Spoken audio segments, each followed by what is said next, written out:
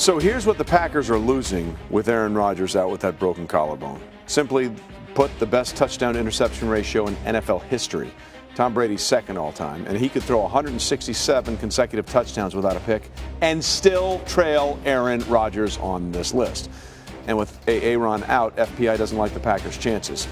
They have a 52% chance to win the NFC North with Rodgers starting, but that goes down to 25% with him out the rest of the way. So will he be out the rest of the way? For more on that, we go back to ESPN's Adam Schefter.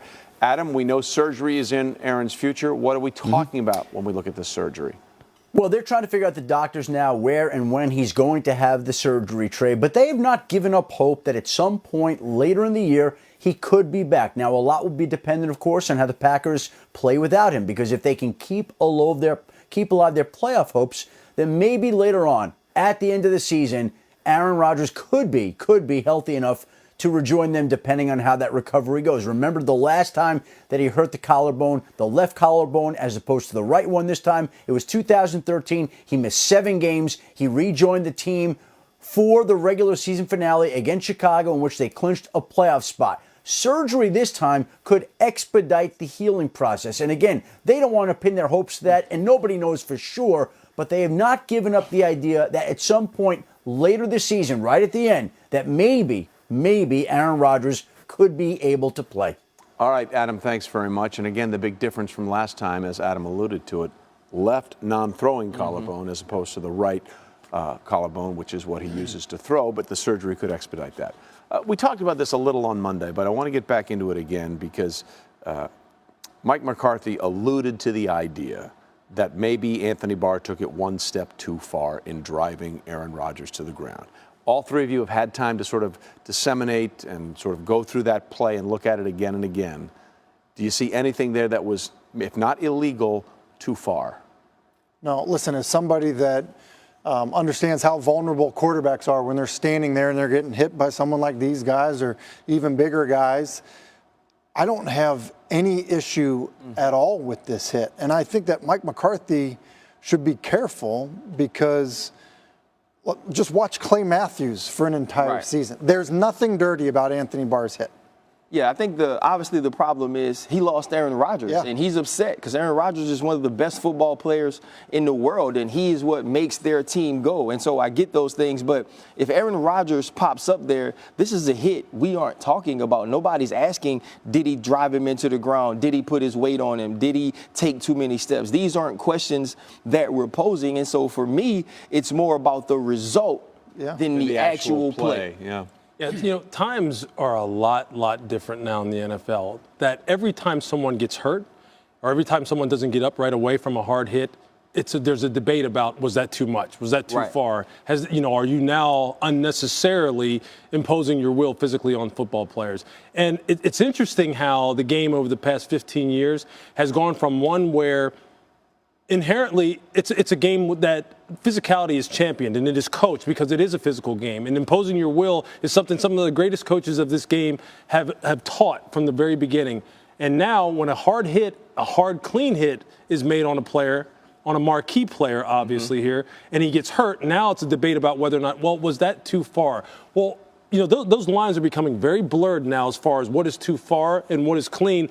And I'm very concerned about how defensive football is going to be affected here in the future, because right now you cannot hit players hard anymore in the NFL. It doesn't even matter if it's clean anymore. It doesn't matter. If you hit a guy too hard, he lays on the ground, and it looks vicious to the eye, and the optics are such that it looks like that looks like unnecessary roughness. The flags are coming out, and we're having debates about it to the point where. To be fair, that's what the officials are told to do. You're right. But the point being, how the game is played now, I mean, what is this going to do to the game as we keep moving the bar further and further in the name of player safety? What's going to happen is defensive football is going to be very, very much so affected in a negative way. And maybe that's what people want. Maybe because of the advent of fantasy football and statistical tracking of catches and touchdowns and all. Hey, but that's what people want. But this is becoming a little bit of a problem. This started to happen when I was still playing, especially after, the physicality we played with in Pittsburgh. There were many times where you'd hit a guy over the middle or there was a guy on a crosser and the flag would come out and you would ask, what did I do? And I had a referee told me something, it just didn't look right. Yeah. You know, when a hit is vicious and when it's Who was violent. your hit on in the AFC Championship game? Willis McGahee. Willis McGahee. It was on Willis McGahee. And at that time, that play was legal. Right. Like, you do that now, you're probably going to be out for 4 games with fines and with suspensions. And so things are getting to the point where players are going to have to adapt. But if you're Mike McCarthy, you also have to remember you have a defense. Yeah. And those guys need to be able to play. Look, at the end of the day, I find it almost impossible to believe they won't review this play I agree. in the offseason, because what happened in 2008 with Tom Brady? You see those hits every week. Low. I know. In every game, though. I don't know how you But take it's it. different. The Whether it's Brady right or wrong, it's different because it's Aaron Rodgers. It's Sure. different. Same And way it's listen, the different league if it's wants Tom those Brady. guys to be healthy. Plain and simple. Exactly right. Right now, Aaron Rodgers, Odell Beckham, J.J. Watt, 3 stars of the league that are marketed as faces of the league, 2 are done for the year. 1, in all likelihood, could be done for the year. So anyway, we'll see what happens going forward with that. Meanwhile, the Packers have to go forward, and they have to go forward not only with the quarterbacks they have, but maybe add a quarterback, because they only have 2 on their roster right now, Brett Hundley and Joe Callahan. And Mike McCarthy was asked about the idea of perchance signing one Colin Kaepernick. Here's his answer. I got 3 years invested in Brett Hundley. I have great confidence in Brett Hundley. I got 2 years invested in Joe Callahan. It's a quarterback room that has structure, and there's a philosophy behind the development of it, and it will be applied to the game plan. So I feel great about the room.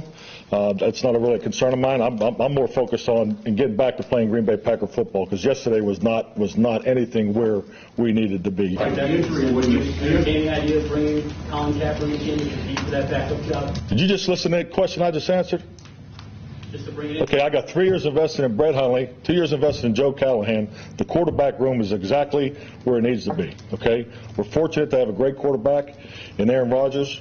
We're committed to the path that we're on. We need to play better as a football team. And Brett Hundley, he'll be starting this week, and Joe Callahan will be the backup. But they will sign a quarterback at some point. Now, I just want to get your reaction to the way he reacted to the question. Tim, let's start with you. Well, listen, I think he reacted that way because he felt like he answered the question prior to being asked the question. I think the other thing people have to remember, too, when a coach is up talking to the media, he's not just answering their question. Yeah. He's talking to the team. I will never forget when Donovan McNabb got hurt in Philadelphia, and there were rumors that Troy Aikman was going to become a Philadelphia Eagle. And Andy Reid talked about how there's no need to do that. And then he went up to Coy Detmer afterwards and said, listen, you're not here to hang out with Donovan McNabb. You're here because if he gets hurt, we need you to play like a starter, and we're going to play well around you. That's what Mike McCarthy is doing. He's saying, guess what? I have great confidence in this quarterback room. I have 3 years invested in this guy. Everybody else needs to play better, and we're going to go play with this quarterback that we think is good. Yeah, the first time he answered it, I absolutely agree. He was talking to his team. He was saying what he believed about his quarterback room. He was saying what he believed about his philosophy. He believes he's had quarterbacks, and he had the opportunity to groom these quarterbacks, and that they're ready to play and carry this team. He was obviously agitated, perturbed, and a little indignant, irate in his answer to the question. And I agree. He asked a question that had already been answered. Even though it wasn't, are you going to bring Colin Kaepernick in? That wasn't the question. In his answer previously, he had let you know that they were going to stand pat with where they were. But you can believe 100% he was upset because of the quarterback they were asking about. Not that it was just, hey, you're asking a question that I've already answered. Because we've watched these things before. People ask the same question in many different forms. He was upset because of the quarterback he was asked about, but he had to know that he'd be asked about it. And if we're going to hold people to certain standards in press conferences, in the way that they address the media because of things they might say or things they might find funny at some times, we have to hold everyone accountable. The way he addressed that reporter was not right. He didn't deserve to be answered in that way. And I believe the reason he was answered in that way was because he asked about Colin Kaepernick. Yeah, I think he could have handled it better. There's no question about that. You know, and you're right, Ryan, I agree with you. As soon as he heard Colin Kaepernick's name, he's probably thinking, here we go again. Listen, I don't know that it's fair. I mean, he could have been asked about Tony Romo. He could have had the same reaction. Maybe he did, but he wasn't asked about them. He was asked about Colin. And I think Colin will listen to certain reaction out of people because of how long this situation has been going on. I will say this, though. in Mike McCarthy's defense. Every time a quarterback gets hurt doesn't mean that Colin Kaepernick's name has to be brought up instantly just like that. Absolutely. Does it make sense in this situation? Exactly, it doesn't. And so No, I'm asking you, does it? Does it make sense to bring his name up in this situation? I think, okay, look, if you are really organically asking whether or not you think Colin Kaepernick could help you out in this situation, if that's what the reporter's intent was, then yeah, go ahead and ask it. And then Mike, it's incumbent upon Mike to be professional and just say, no, he doesn't help us. We're going with Brett Hundley. I trust him. I believe in my system, period. Yeah. But you know what?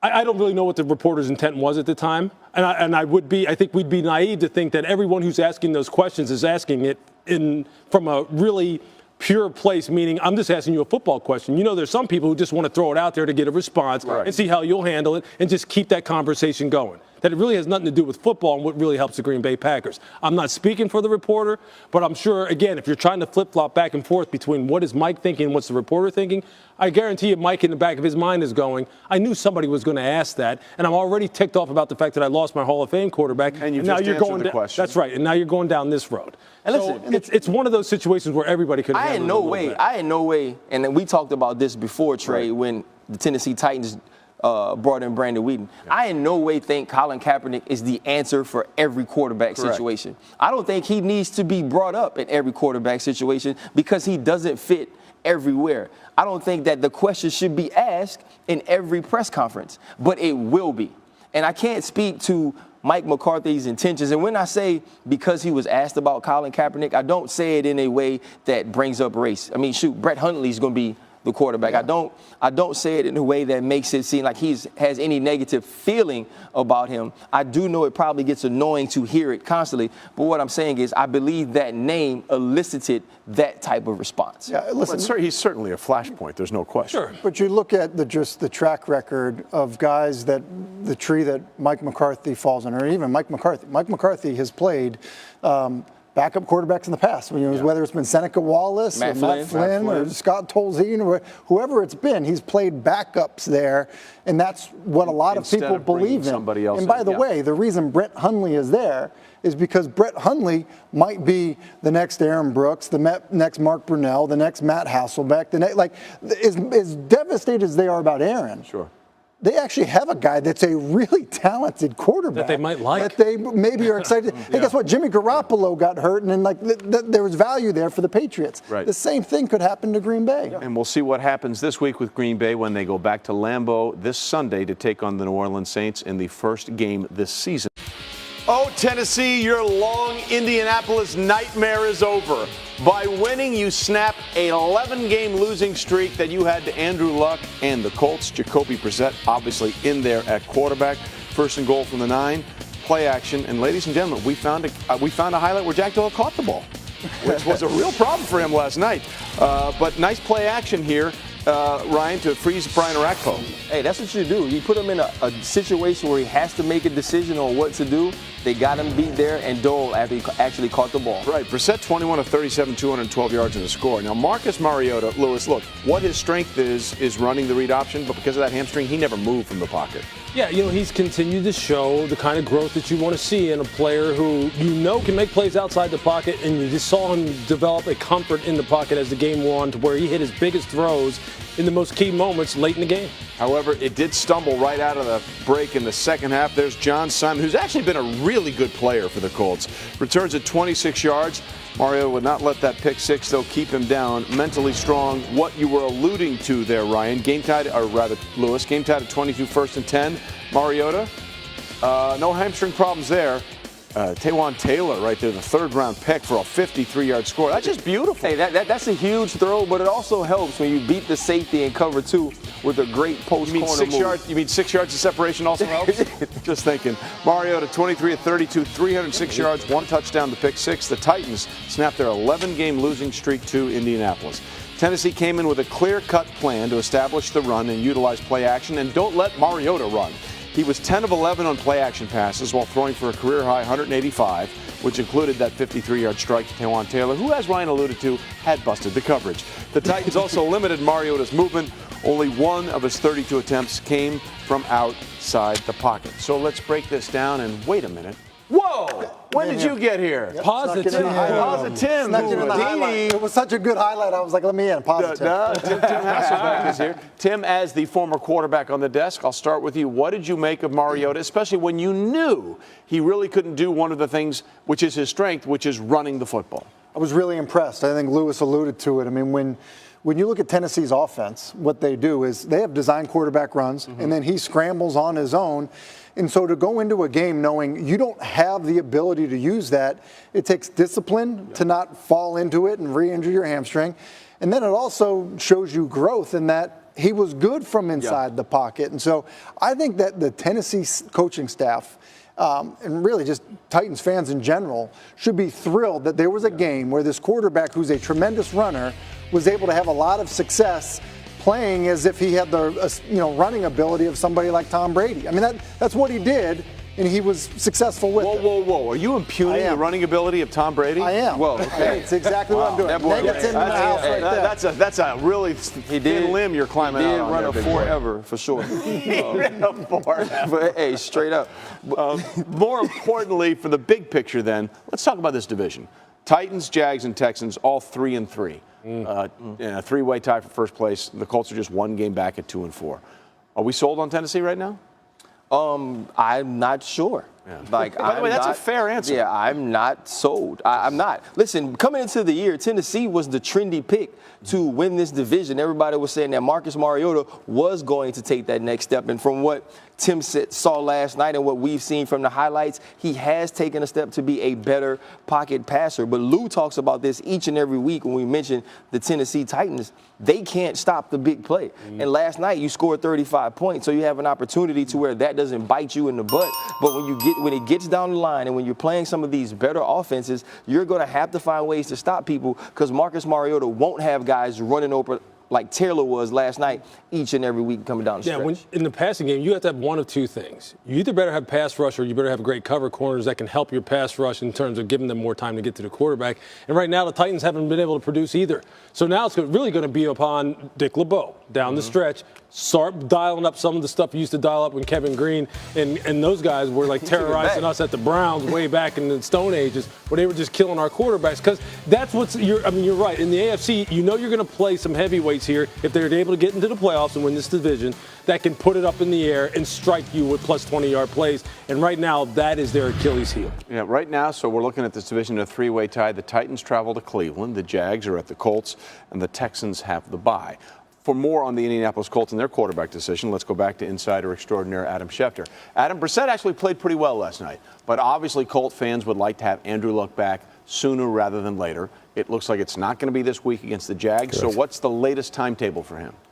Trey, I think the following week Cincinnati has a chance. But again, we've heard this before with Andrew Luck all season long, and it has been one big wait for his services all year long. And again, when he started the season on the active roster there, everybody thought by week 6 we'd see him. And we haven't. And we're not going to see him in week 7 in all probability also.